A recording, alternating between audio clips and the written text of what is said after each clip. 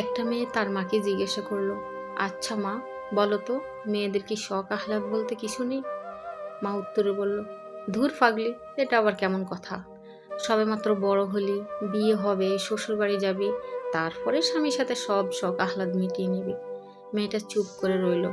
কয়েকটা বছর কেটে গেল, মেয়েটার বিয়ে হলো, ছেলে মেয়ে হলো।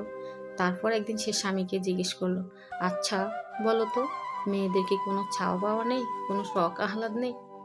স্বামী উত্তরে বলল, এটা আবার কেমন কথা? তোমার এখন ছেলে মেয়ে হয়েছে, ছেলে মেয়েকে মানুষ করবা, পড়ালেখা করাবা, তারপর একদিন ছেলে মেয়ে যখন ইস্টাবলিশ হবে তখন তোমার সব শখ আহ্লাদ মিটিয়ে দেবে, চাওয়া পাওয়াগুলি মিটিয়ে দেবে।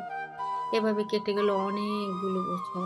তারপর একদিন ছেলে মেয়েগুলি ইস্টাবলিশ হয়ে গেছে, অনেক বড় হয়ে গেছে, তারা চাকরি বাকরি করছে। একদিন সে তার ছেলেকে ডেকে বলল, আচ্ছা বাবা, বয়স হয়েছে বলে কি আমার কোনো চাওয়া পাওয়া থাকতে পারে না? আমার কোনো শখ আহ্লাদ থাকতে পারে না? ছেলেটা ধমক দিয়ে উঠলো, এটা আবার কেমন কথা মা? তোমার এখন অনেক বয়স হয়ে গেছে, এই বয়সে তোমার কিসের চাওয়া পাওয়া, কিসের শখ আহ্লাদ? তুমি এখন নাতি নাতনিকে সময় দেবা, নামাজ পড়বা, তাসবিহ পাঠ করবা। মেয়েটা চুপ করে রইল। একটা দীর্ঘশ্বাস ছাড়লো আর দু চোখ বেয়ে পানি পড়তে লাগলো। আর এভাবে সে দমক খেতে খেতে একদিন চিরতরে চুপ হয়ে গেল। এই গল্পটা শুধু একটা মেয়ের না, লাখ মেয়ের বুকে জমে থাকা চাপা কান্না।